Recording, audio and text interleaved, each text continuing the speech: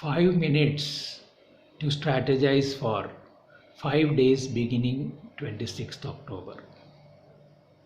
As you move into the next week, it marks the beginning of a year of learning, new learning, invoking the blessings of Goddess Saraswati. Last week, we had touched upon the dismay of investors at the negative real rate of interest in the economy. Professor Jayant Verma has indirectly articulated this point in the minutes of the Monetary Policy Committee released by RBI last Friday. Marking the lone dissent in the MPC, he mentions that India's yield curve, especially beyond the first year tenor, is the steepest.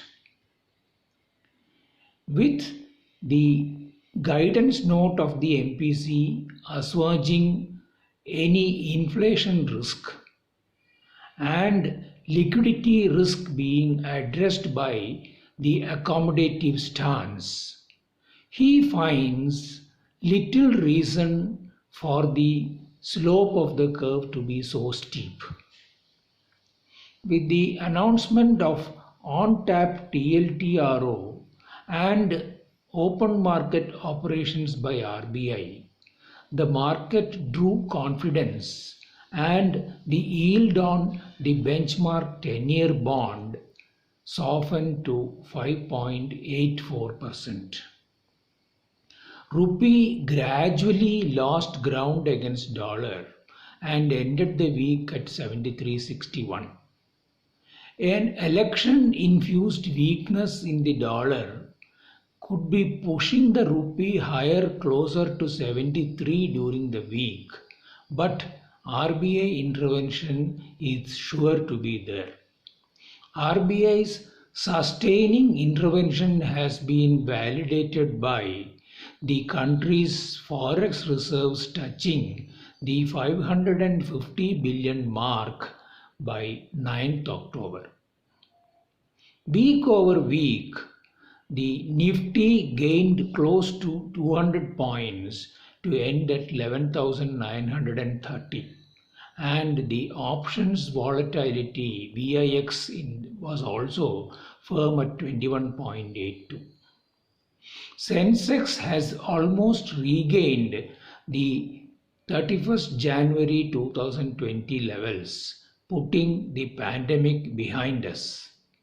But the sectoral shift in gainers have been the IT, healthcare and technology stocks, with BankX being the most significant loser.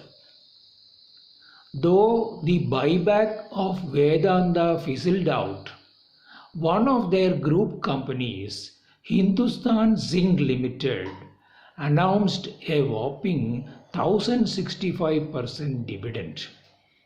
At current market price of 240, this translates into a mouth-watering 9% dividend yield.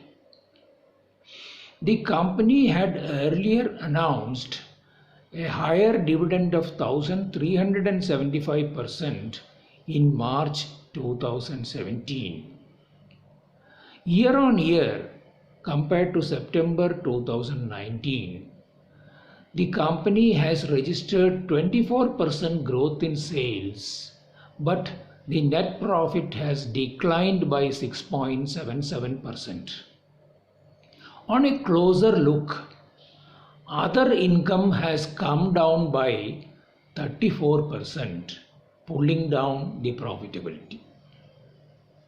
The company had last announced a 1:1 bonus in 2011, and its book value has nearly doubled since 2011.